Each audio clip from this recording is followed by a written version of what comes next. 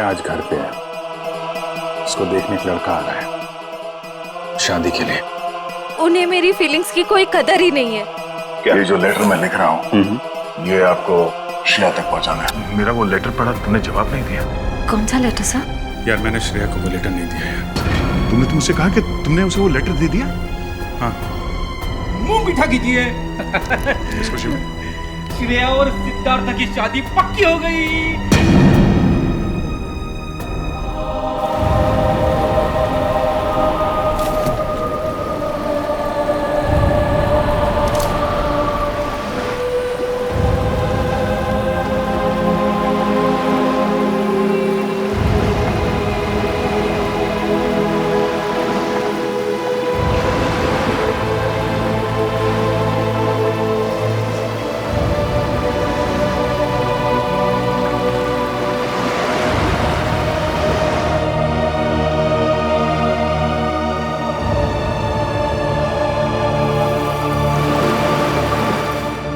Sir बोलिए ना, क्या बात है? नहीं वो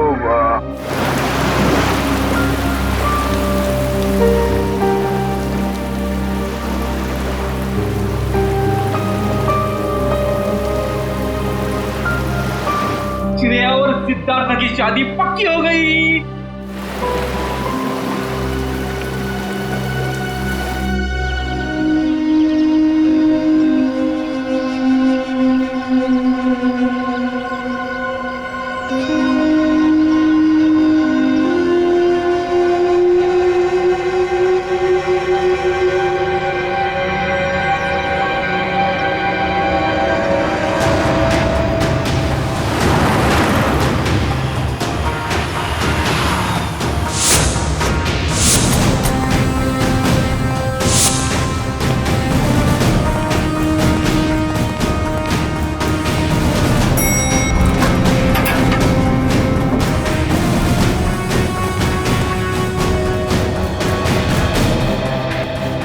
कहाँ है लाश?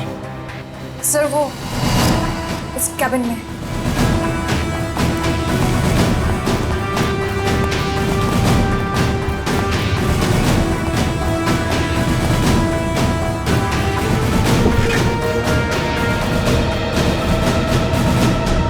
सर एक गोली लगी है सीने में।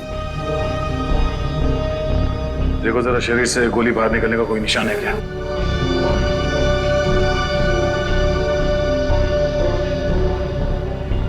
नहीं सर, कोई एग्जिट वोल नहीं है। गोली बाहर निकलने का कोई जख्म नहीं है।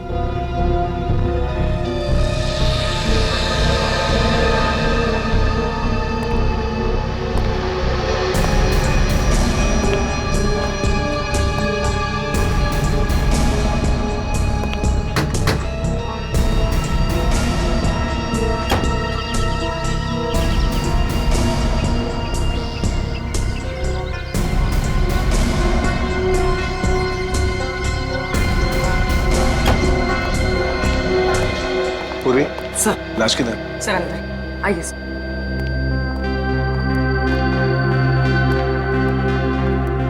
आए दे। क्या बात है? तुम्हारा खास दोस्त कहाँ है? अभिजीत? इस आदमी के शरीर में गोली लगी है और कोई एग्जिट वुंड नहीं है। सब कमरे को अच्छी तरह से चेक करो। Excuse me. हाँ प्लीज प्लीज।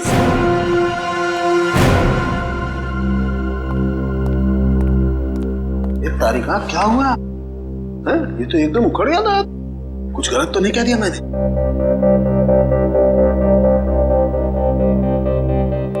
कैसे हुआ ये सब? हमें नहीं पता है सर। क्या नाम है आपका? जी श्लोक। कितने लोग काम करते हैं यहाँ ऑफिस में? कोई 20-22 लोग। 20-22 लोग। दिन दहाड़े कोई आपके डायरेक्टर के कमरे के अंदर घुस जाता है, उसे मार देता है और आप में से किसी ने कुछ नहीं देखा? सर मैं आपको सिर्फ इतना बता सकता हूँ कि जो कुछ भी हुआ है वो 1:30 से 2 के बीच हुआ होगा। खून किसने किया वो आप नहीं जानते। खून कितने बजे हुआ ये आपको मालूम है? हाँ सर, क्योंकि सर के केबिन का दरवाजा 1:30 से 2 के बीच अपने आप लॉक हो जाता है। क्यों लॉक हो जाता है? वो तो नहीं पता, सर ने ऐसे ही बनवाया है। तो क्या करते क्या थे कैबिन में 1:30 से 2 के बीच? सर हो सकता है कि वो अपने वाइफ से बात करता हो और नहीं चाहता हो कि कोई उसे डिस्टर्ब करे। नहीं सर, सर शादीशुदा नहीं थे। तो फिर करते क्या थे वो? हाँ? पूजा करते थे, खाना खाते थे, क्या करते थे? सर वो घर से खाना खा के आते थे। और ये कैबिन का दरवाजा हर रोज ऐसे ही बंद होता था? जी सर। जी सर। तो फिर आज उसी दौरान उनका खून हुआ, ये आप लोग कैसे कह सकते हैं? सर ये शालिनी है। सर इनको अंकुश सर से मिलना था, ये दौड़ते हुए उनके केबिन में गए, लेकिन अरे शालिनी, तुम भाग के कहाँ जा रही हो? सॉरी रचना, वो बॉस से कुछ अर्जेंट काम है मुझे। सर से मिलने जा रही हो? लेकिन अभी तो 1:30 बजने वाले हैं, केबिन बंद हो जाएगा उनका। पता है, इसलिए तो जल्दी जा रही हूँ। Excuse me.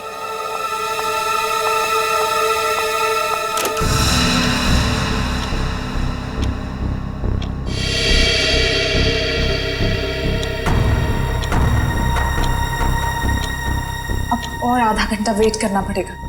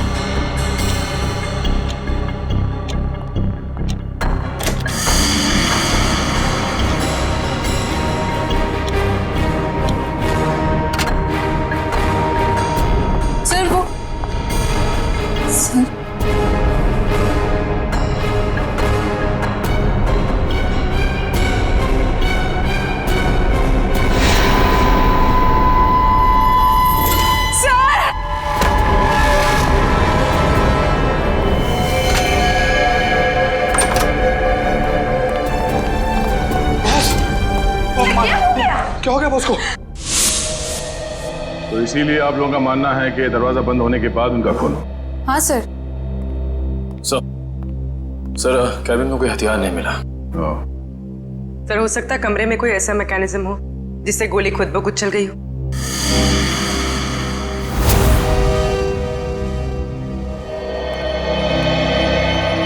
डॉक्टर साहब, ये खूनी कहाँ खड़ा होगा जब उसने गोली चलाई? ये देखो, यहाँ टेबल पर खून के छींटे पड़े हुए हैं। इसका मतलब साफ है, खूनी वहां खड़ा था जब तुम खड़े हो। और ये अंकुश यहाँ था। सामने से खूनी ने गोली चलाई जो अंकुश के सीने में आकर के लगी, और गोली लगते ही अंकुश यहाँ जमीन पे गिर गया। और अगर गोली किसी मैकेनिज्म से चलाई गई है तो मैकेनिज्म इसी लाइन में होनी चाहिए। बिल्कुल। रेडी निखिल, जरा देखो कोई मैकेनिज्म दिखता है क्या? मैकेनिज्म? हाँ, जिस वक्त अंकुश की मौत हुई उस वक्त ना कोई कमरे में बाहर से अंदर आया और ना कोई अंदर से बाहर गया। आप लोगों को पता है कि मौत कितने बजे हुई? हाँ, ऑफिस स्टाफ का कहना है कि दोपहर को 1:30 से 2 बजे के बीच। सही है। राइगर मोर्टिस लाश की जकड़न भी यही बता रही है।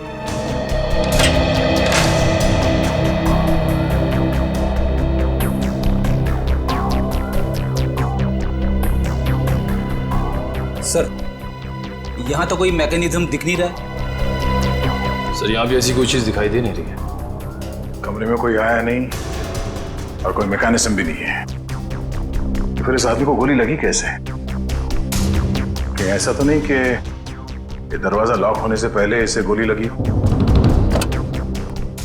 एक बात बताइए, आप में से किसी ने ये दरवाजा बंद होने से पहले अंकुश को जिंदा देखा था? No sir. नहीं सर। ठीक है, एक काम करो, शुरू से बताओ जब आपके बॉस अंकुश यहाँ इस ऑफिस में आए।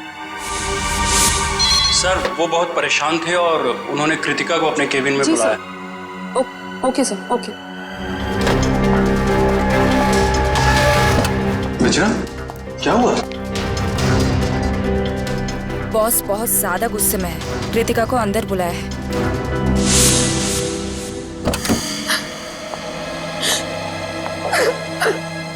क्या हुआ कृतिका? रो क्यों रही हो? कुछ नहीं। अरे बताओ ना, रो क्यों रही हो? कुछ नहीं हुआ। अरे बताओ तो कृतिका। तो कृतिका अभी कहाँ है? ऑफिस से चली गई क्या वो? नहीं सर, उसका बैग तो यहीं है।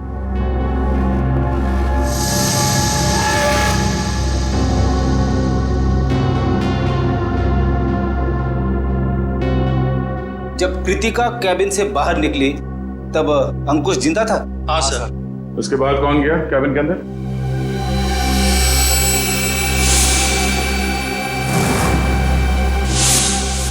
देखिए, हम एक सवाल 2 बार नहीं पूछेंगे आप लोगों से। हम यहाँ ये पता करने की कोशिश कर रहे हैं कि आपके बॉस का खून किसने किया, और इसके लिए हमें आपके सहयोग की जरूरत है। और आपके ऐसे चुप रहने से कुछ हासिल नहीं होगा। इसलिए बताइए, कृतिका के बाहर आने के बाद अंकुश के कैबिन में कौन गया था? सर, त्र्यंबक, रचना और मैं। उस वक्त कितने बजे थे?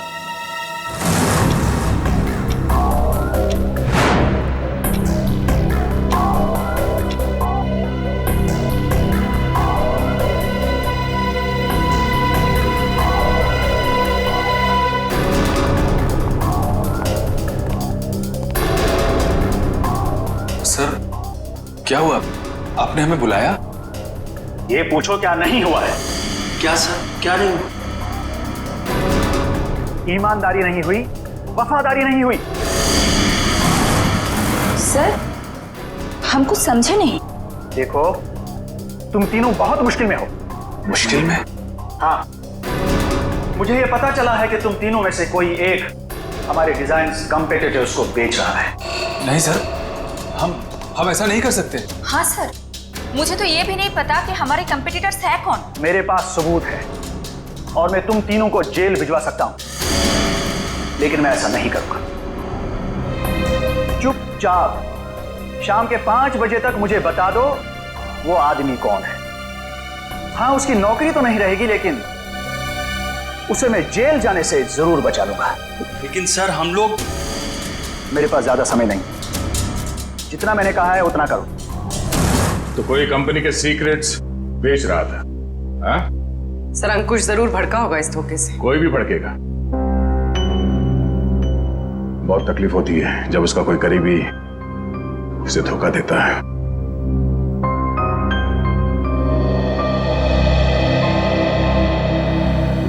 तुम तीनों में से कोई एक धोखेबाज है, वरना अंकुश सिर्फ तुम तीनों से पूछताछ क्यों करेगा इस बारे में? सर, हम बेकसूर हैं। कोई हमें फंसाने की कोशिश कर रहा है। तुम लोगों ने ही मारा अंकुश को, और अब ये बेकसूर होने का नाटक कर रहे हो। नहीं सर, हम सच कह रहे हैं। अच्छा, वो तो हम पता लगा ही लेंगे कि क्या है सच और क्या है झूठ।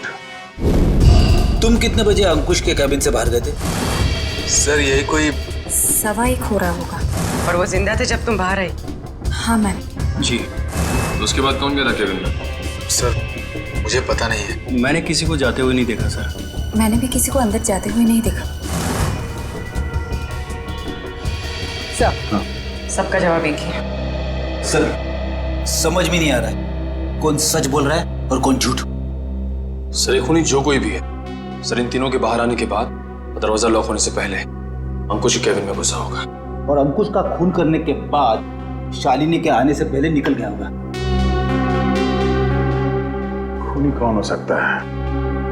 तो कमरे के अंदर घुसा और किसी ने उसे आते जाते नहीं देखा। अंकुश के कमरे से बाहर निकलने के बाद तुम तीनों कहाँ थे? सर, हम कॉन्फ्रेंस रूम की तरफ चले गए थे झूठे लगे इल्जाम के बारे में बात करने के लिए। लेकिन थोड़ी देर के बाद जब हम बाहर लंच के लिए आए तो देखा शालिनी अंकुश जी के रूम की तरफ जा रही थी। 1:15 से लेके शालिनी के कमरे के बाहर आने तक किसी ने किसी को कमरे के अंदर जाते हुए देखा? सर, हमने ध्यान नहीं दिया क्योंकि कृतिका ही ये सब देखती थी। ये कृतिका है कहाँ? पता नहीं सर, बहुत टाइम से आपने उसे देखा नहीं। पुलिस देखो, जब तक कृतिका नहीं मिल जाती कुछ पता नहीं चलेगा। आप लोग सीसीटीवी कैमरा की फुटेज क्यों नहीं देखते? उसमें पता चल जाएगा। तुम कौन हो? जी मैं सुमित, कृतिका का बॉयफ्रेंड। और ये सीसीटीवी कैमरा के बारे में क्या बता रहे हो? कृतिका ने मुझे बताया था कि बॉस ने स्टाफ पे नजर रखने के लिए उसके डेस्क पे एक सीक्रेट कैमरा लगा रखा था। क्या कैमरा?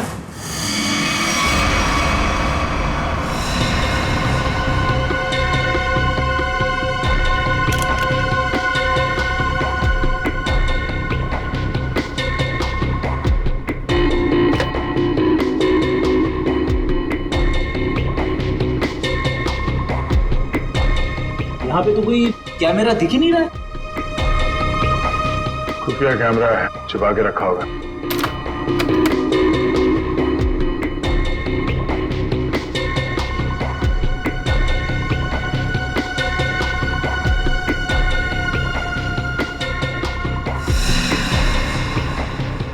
ये देखो, लाफिंग बुद्धा की आंखों में कैमरा है। निखिल, पता करो इसका रिसीवर कहाँ है।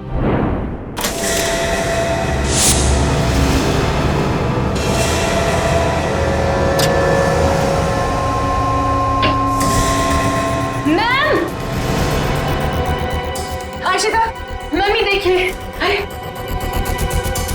कृतिका, कृतिका, संभाल के। कृतिका, जाओ। कृतिका, कृतिका। क्या हो गया? सर इसने आत्महत्या करने की कोशिश की। सर जहर निकाल। इसे हॉस्पिटल ले जाना होगा। पीछे एम्बुलेंस है, उसमें डालो जल्दी। कृतिका, ठीक है। ले जाओ। ठीक क्या हुआ? संभाल के। निखिल, उस खुफिया कैमरे का रिसीवर मिला? हाँ सर, उस सीक्रेट कैमरा का ये सब मिल गया है। गुड, जरा फुटेज प्ले करो। देखते हैं रचना, त्रिंबक और श्लोक के निकलने के बाद अंकुश के कमरे में कौन गया था।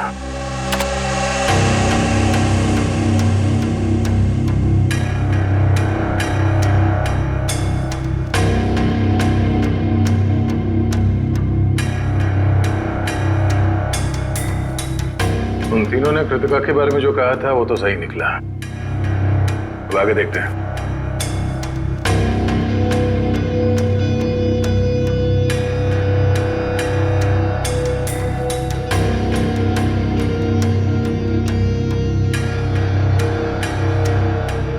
देखते हैं इस खुफिया कैमरा की आंखों ने ऐसा कुछ देखा है कि जो यहाँ काम करने वाले 20-22 लोगों ने नहीं देखा और अंकुश की मौत हो गई।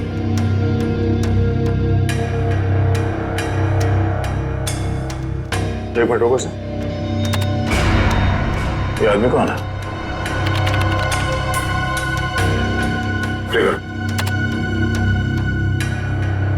फॉरवर्ड करो सर।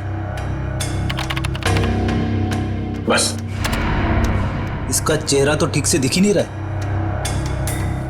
ये आदमी कैबिन के अंदर गया एक 20 को, बाहर निकला एक 25 को, और बड़ी हड़बड़ाहट में निकला है बाहर। निकले, काम करो, ऑफिस के स्टाफ मेंबर्स को बुलाओ और हाँ, उस वॉचमैन को भी लेके आओ अंदर।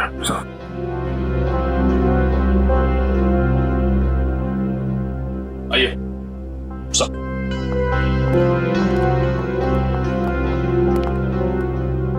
देखिए, इस आदमी को पहचानते हैं आप? नहीं सर, हमने इन्हें कभी ऑफिस में नहीं देखा। तुम? नहीं सर, इससे पहले मैंने कभी इसे देखा नहीं। श्लोक? नहीं सर, मैंने भी इसे नहीं देखा। वॉचमैन, तुम तो एंट्रेंस में थे, तुमने तो देखा होगा साथ ही जाते। हाँ, पहचानते हो कौन है? नहीं सर, मैंने इसे कभी नहीं देखा। अरे तो फिर ये अंदर आया कैसे? उड़ के आया क्या? मेरा एक फोन आया था, मैं 5 मिनट के लिए थोड़ी दूर चला गया था, शायद ये तब आया होगा।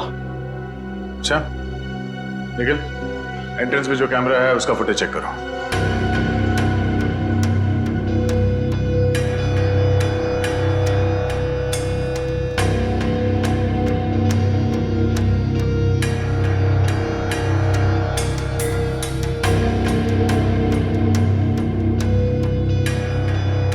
एक मिनट इस रूम को फ्रीज करो। ये सुमित, कृतिका तुम्हें कुछ नहीं होगा, जल्दी चलो। आई तुम्हें कुछ नहीं होगा कृतिका, तुम ठीक हो जाओगे। संभल के।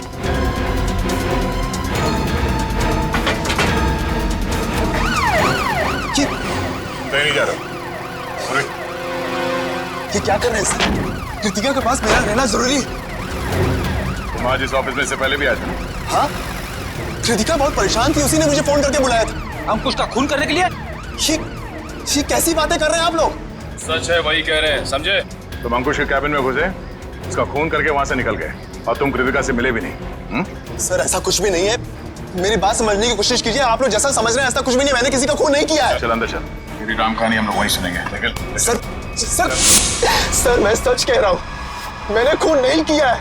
तुम्हारे गिड़गिड़ाने का कोई फायदा नहीं है, हम जानते हैं कि अंकुश का खून तुम नहीं किया है। काश सर, अगर मैंने उसका खून किया होता तो मुझे अपना गुनाह कबूल करने में खुशी होती। मैं उसे मारना चाहता था लेकिन मार नहीं पाया। तुम अंकुश को क्यों मारना चाहते थे? क्योंकि वो कृतिका को परेशान कर रहा था, उससे शादी करना चाहता था। कहता था कि अगर शादी नहीं करोगी तो उसे नौकरी से निकाल देगा। बार बार अपने एमडी होने की धमकी देता था। क्या करती बेचारी कृतिका, उसके ऊपर उसके बूढ़े माँ बाप की जिम्मेदारी थी। इसलिए तुमने बदला ले लिया अंकुश का खून करके? नहीं सर, तब मुझे कृतिका ने बुलाया था, वो बहुत रो रही थी। अंकुश ने फिर से उसे धमकी दी थी, पर जब मैं ऑफिस पहुंचा तो मुझे वो नहीं दिखी। तब मैं जाकर अंकुश को धमकाया और वहां से बाहर चला गया।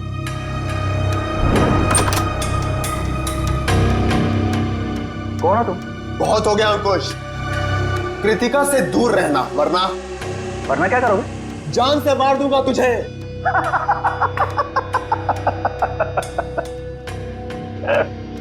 अरे जा, जो करना है कर, कृतिका सिर्फ मेरी बनेगी। अंकुश, तू यहां से निकल रहा है या मैं सिक्योरिटी को बुलाऊं? आउट। अभी तो जा रहा हूं, लेकिन बहुत जल्द लौटूंगा और तब तुझे मुझसे बचाने के लिए कोई नहीं रहेगा, कोई नहीं रहेगा।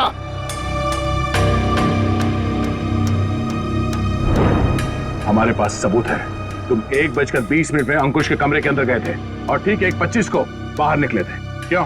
फिर भी मैं बार बार यही कहूंगा कि मैंने खून नहीं किया है। देखो सुमित, दया सर को गुस्सा मत दिलाओ, सीधी तरीके से मान जाओ कि खून तुमने किया है।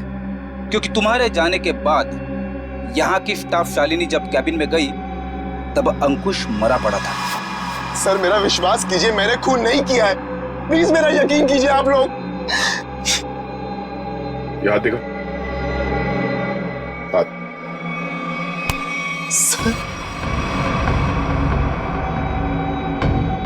गन पाउडर की स्मेल, स्प्रे देना। एक मिनट।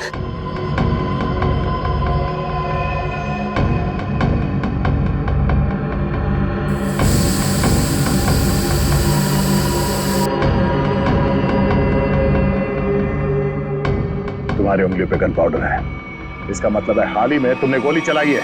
नहीं सर, अंकुश का खून तुम नहीं किया है। मैंने गोली नहीं चलाई है सर। तो फिर ये गन पाउडर तुम्हारी उंगलियों पे कैसे आया? सर प्लीज सर, मेरा विश्वास। गन पाउडर कैसे आया तुम्हारे हाथ पे? सर वो मेरे पास मेरी अपनी गन, उससे गलती से चल गई थी जब मैं आज अपने घर पर था। तुम्हारे पास अपनी गन है? लाइसेंस है? हाँ? नहीं। तो गैर कानूनी तरीके से गन रखी थी तुमने? हाँ? सिर्फ और सिर्फ अंकुश को मारने के लिए। अगर आज उससे कोई नहीं मारता तो मैं शायद उसे जरूर मार देता। तो गन कहाँ रखी है तुमने? बाहर फ्लावर पॉट में। गन को बाहर क्यों छोड़ा तूने? हाँ? क्योंकि कृतिका ने मुझे कसम दी थी कि मैं अपने साथ गन अंदर लेकर ना आऊं, वरना गुस्से में मैं कहीं उसके बॉस को मार ना दूं, इसलिए बाहर छोड़ दी। चल दिखा वो गन कहाँ है।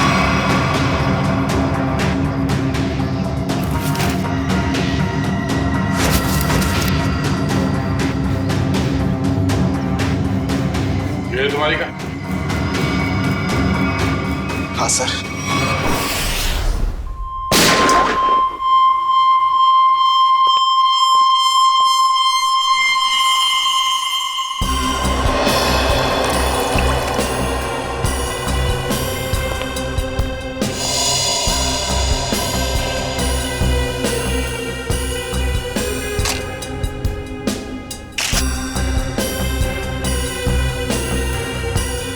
मेरी समझ में नहीं आ रहा है कि आप लोग मेरी गन को चेक क्यों कर रहे हैं, जबकि मैं इसे ऑफिस में लेकर गया ही नहीं था। दोनों बार प्लांट में ही छिपा दिया था। तुम कितना सच बोल रहे हो कितना झूठ अभी पता चल जाएगा।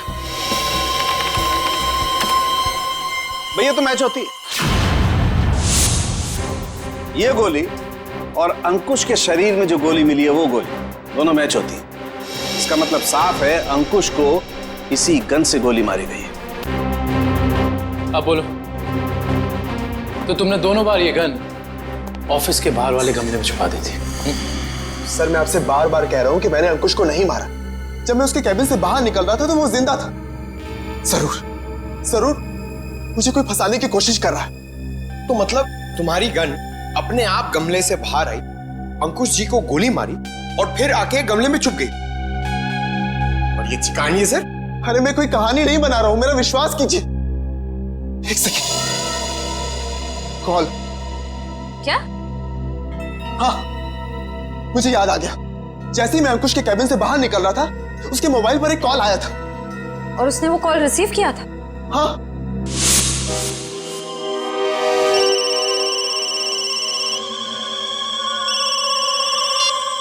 हाँ बोल।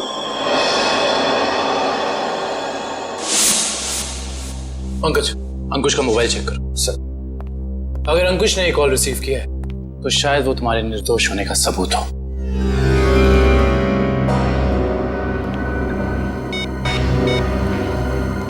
सर, अंकुश को 1:25 पे कॉल आया था सर, और 7 मिनट तक कॉल चली।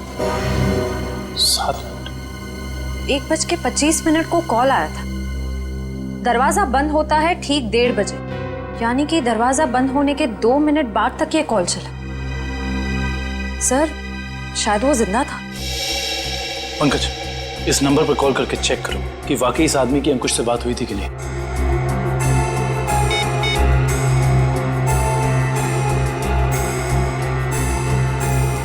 अंकुश नहीं, मैं सीआईडी ऑफिसर पंकज बोल रहा हूँ। अच्छा एक बात बताइए, आपने आज अंकुश को फोन कॉल किया था? आपकी बात हुई थी उससे? अच्छा, लगभग कितने मिनट तक बात हुई थी? 5 से 7 मिनट। अच्छा ठीक है, थैंक यू वेरी मच। नहीं, कोई टेंशन। सर, 7 मिनट तक बात हुई थी सर। देखा सर, मैं सच कह रहा हूं, मैंने अंकुश को नहीं मारा है। इसका मतलब सुमित खूनी नहीं है। तो फिर खूनी कौन है? कहीं खूनी पहले से ही तो कैबिन में छुपकर नहीं बैठा था और दरवाजा लॉक होते ही उसने अंकुश को गोली मार दी और फिर वहां बैठकर इंतजार कर रहा था। और जब 2 बजे बाकी का सारा स्टाफ अंदर आया कैबिन में अंकुश की लाश देखने, तो मौका देखकर वो भी उनके साथ निकल गया।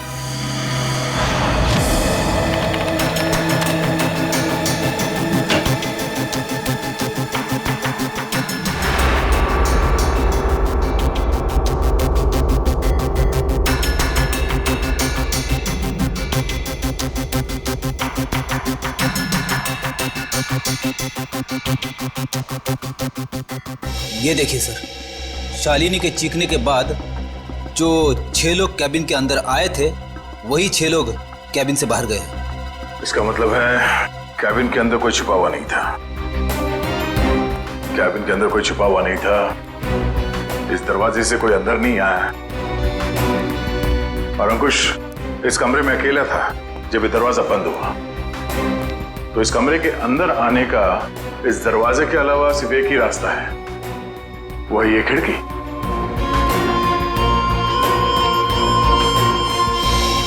मगर जब हम लोग इस कमरे के अंदर आए तो ये खिड़की अंदर से बंद थी।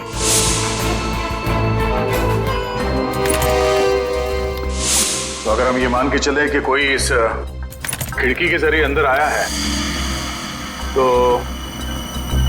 नीचे से ऊपर आना तो बहुत मुश्किल है, और किसी ने तो देखा ही होगा उसे ऊपर आते हुए। दूसरा रास्ता बचता है ऊपर, टेरेस। जरा देखो आसपास, अगर वो खूनी अंकुश के कैबिन में यहाँ टेरेस से गया तो उसने रस्सी या हार्नेस का इस्तेमाल किया होगा, और अगर ऐसा है तो यहाँ लेज पे कोई ना कोई निशान जरूर होना चाहिए। तो चेक करो।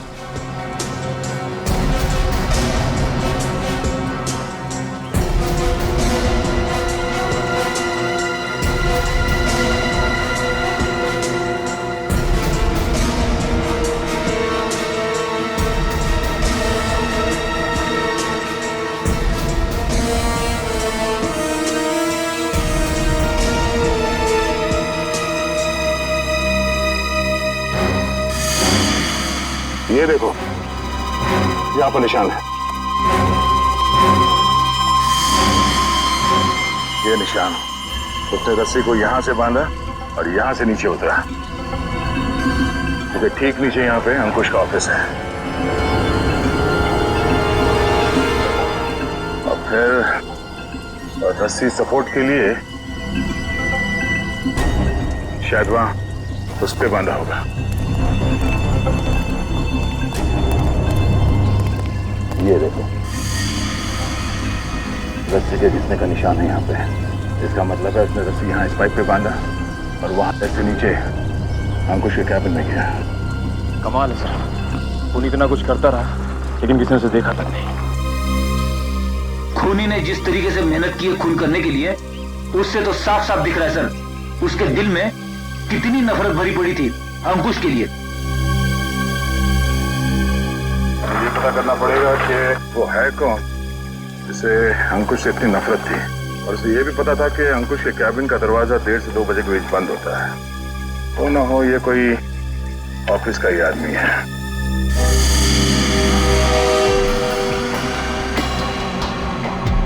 खूनी टेरेस से रस्सी के सहारे नीचे उतरा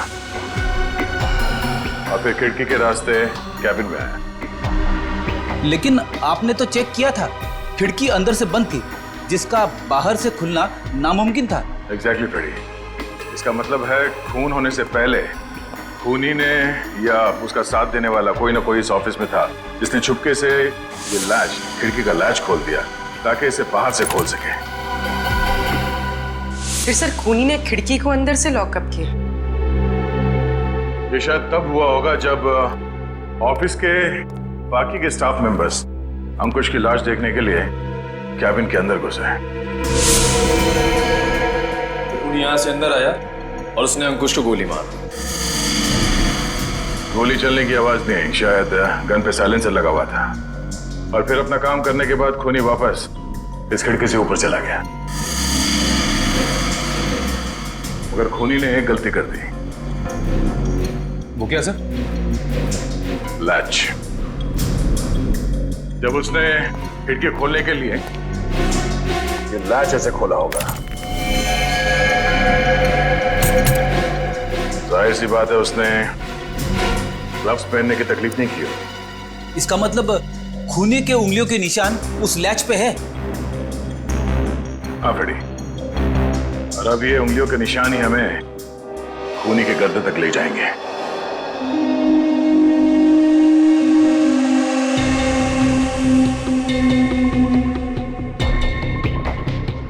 सर आप लोग हम पर शक कर रहे हैं? हाँ, क्योंकि खूनी आप लोगों में से कोई है। ये क्या कह रहे हैं आप सर? सही कह रहे हैं, थोड़ा इंतजार करो। उस खिड़की के लैच पे जो उंगलियों के निशान मिले हैं, अगर वो आप में से किसी के फिंगरप्रिंट्स के साथ मैच होते हैं तो पता चल जाएगा कि अंकुश का खूनी कौन है।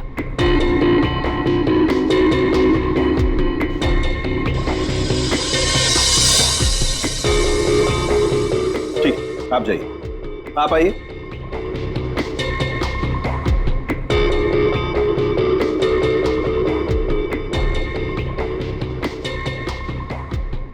ठीक, जाइए। दया, इन सब लोगों के फिंगरप्रिंट्स तो ले लिए, अब जरा इन्हें मैच करके देखते हैं। ठीक है सर। हाँ?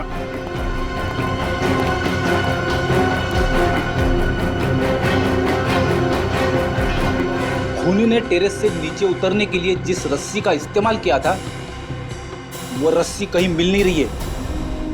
अच्छा, रेडी? वो रस्सी यहाँ ऑफिस में होनी चाहिए। ढूंढो, देखो कहाँ है वो रस्सी। सबसे बड़ा सबूत है, इस फिंगरप्रिंट से भी ज्यादा बड़ा। अगर वो रस्सी मिल गई तो समझ लो खूनी अपने आप अपने हाथ आ जाएगा।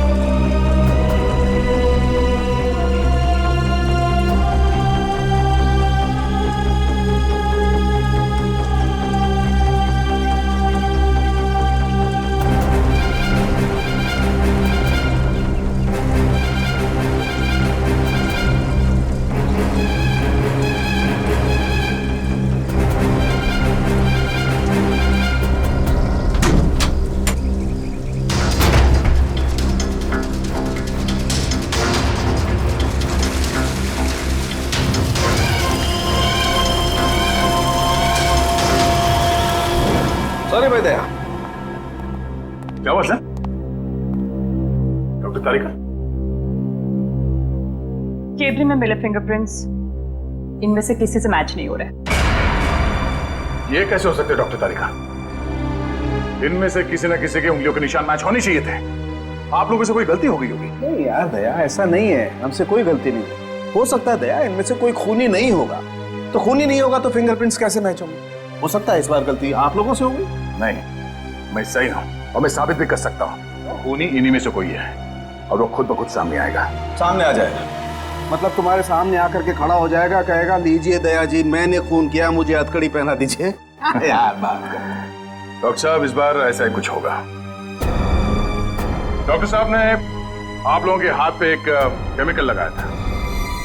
वो केमिकल रिएक्ट करेगा और वो केमिकल तब रिएक्ट करेगा जब आप में से जो खूनी है वो ऊपर टेरेस पे जाके पानी के टैंक के अंदर से वो रस्सी निकालेगा। वो रस्सी हमें तब मिल गई थी जब पहली बार हम लोग छत पे गए थे।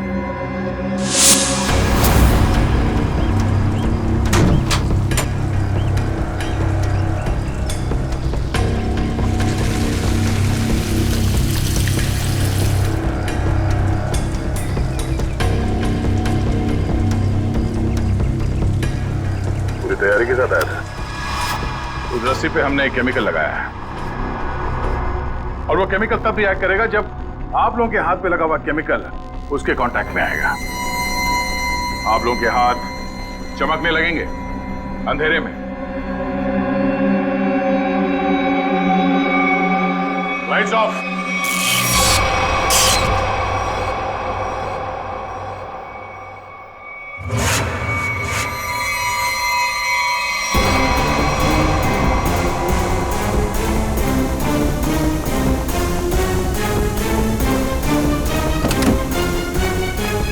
बस बहुत भाग लिया, अब और नहीं।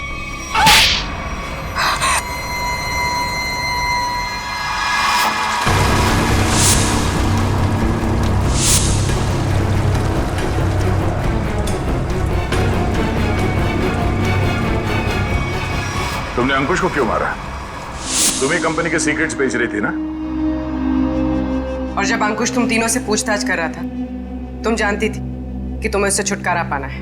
हाँ, मैं बहुत पहले से ही जानती थी कि मैं पकड़ी जा सकती, इसलिए मैंने प्लान बना के रखा था कि जब भी मौका मिलेगा मैं अंकुश को मार दूंगी।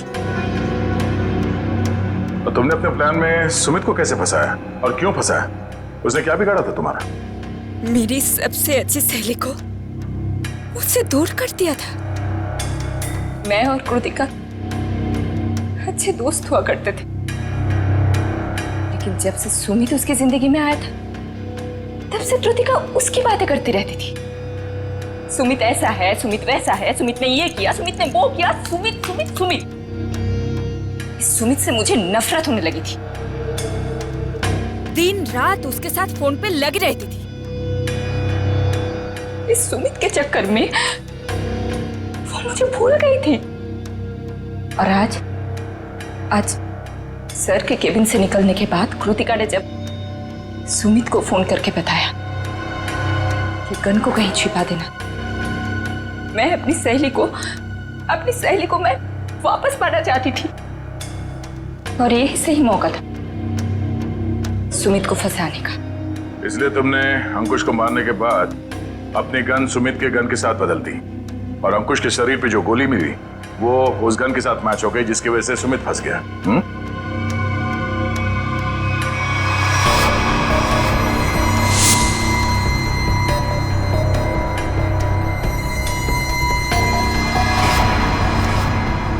और जब अंकुश अपने कैबिन में तुम तीनों पे भड़क रहा था, उस वक्त तुमने चुपके से उस खिड़की का लैच खोल दिया।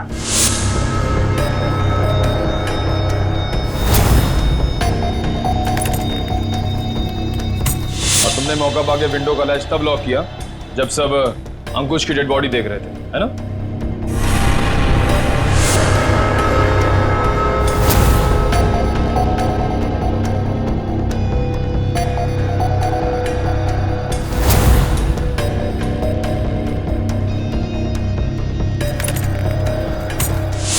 तुम्हें कैसे मालूम कि सुमित के पास कौन सी गन है?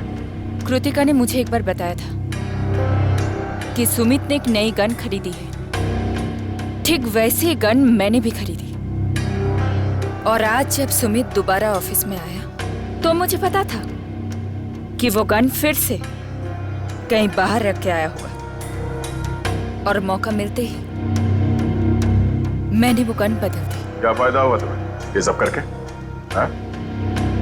तुमने एक दोस्त खो दिया और साथ में अपनी आजादी भी।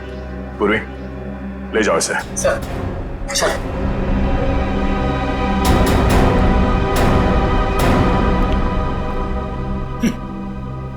लोग भी दोस्ती में क्या क्या करते हैं सर। हाँ फ्रेडी, कुछ तो पीठ पे छुरा घोंपते हैं।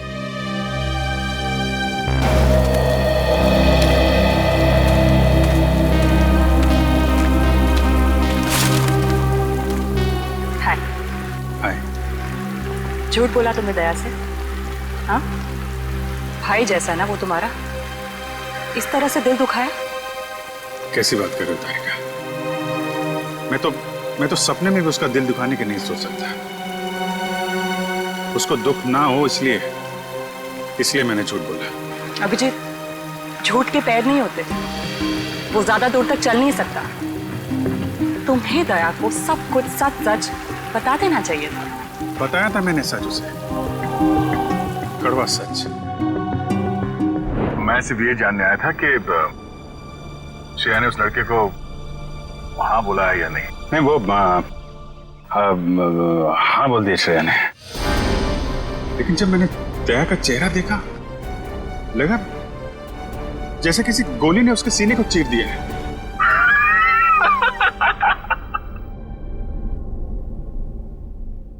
अरे यार, क्या लड़का आया नहीं, तबीयत खराब हो गई उसकी।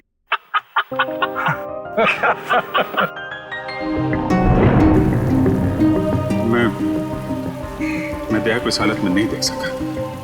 मैंने बात पलट दी। मैंने कहा कि मजाक था। सिद्धार्थ का परिवार तो आया ही नहीं। मैं जानता हूं ये गलत है तारिका, लेकिन ये गलत उस समय मुझे सही लगा। और दया का इतना इंपॉर्टेंट लेटर श्रेया को ना देना ये भी तुमको सही लगा? क्या लगता है तुम्हें कि मैं जानबूझ के ये सब कर रहा हूं? मैं नहीं चाहता दया और श्रेया एक हूं। दुनिया मुझे कुछ भी कहे, मुझे कोई फर्क नहीं पड़ता, लेकिन तारिका तुम मुझे गलत समझ रही हो। बहुत दुख हुआ मुझे, बहुत दुख हुआ। गया था मैं श्रेया के घर वो लेटर लेके। नमस्ते अभिजीत, तुम आओ अंदर आओ। श्रेया से थोड़ा काम था, वो है क्या? हाँ है, बैठो, मैं उसे बुलाती हूँ, बैठ जाओ।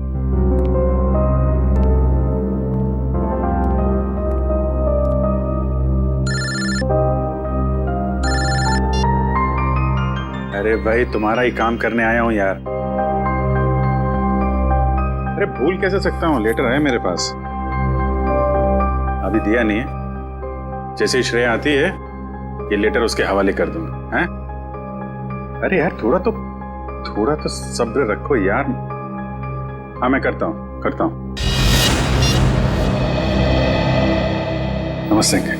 अभिजीत, मैं तुम्हारे हाथ जोड़ता हूँ, तुम दया का कोई भी लेटर श्रेया को नहीं दोगे।